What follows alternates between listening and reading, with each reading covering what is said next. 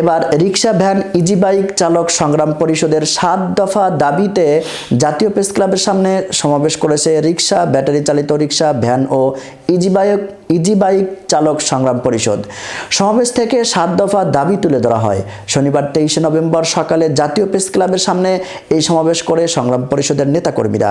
তাদের দেওয়া 7টি দাবির মধ্যে রয়েছে নীতিমালা অনুযায়ী ইজি বাইক, রিক্সা সহ ব্যাটারি চালিত যানবাহনের নিবন্ধন, চালকদের লাইসেন্স ও রুট পারমিট দেওয়া, কারিগরি ত্রুটি সংশোধন করে ব্যাটারি চালিত যানবাহনের আধুনিকায়ন করা।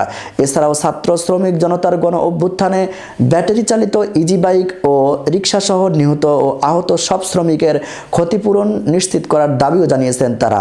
বিদ্যুৎ চুরি ও অপচয় বন্ধের চার্জিং স্টেশন স্থাপন করা এবং সব শ্রমিকের জন্য আর্মি রেটে রেশন, পেনশন ও বিনামূল্যে চিকিৎসা ব্যবস্থার দাবিও জানিয়েছেন সংগ্রাম পরিষদের নেতাকর্মীরা। প্রসঙ্গত গত 19 নভেম্বর মঙ্গলবার ঢাকা মহানগর এলাকায় 3 দিনের মধ্যে ব্যাটারি চালিত রিক্সা চলাচল বন্ধের নির্দেশ দেন হাইকোর্ট। একই সঙ্গে ব্যাটারি চালিত রিক্সা বন্ধের কর্তৃপক্ষের নিষ্ক্রিয়তা কেন বেআইনি হবে না তা জানতে চেয়ে রুল জারি করেন আদালত।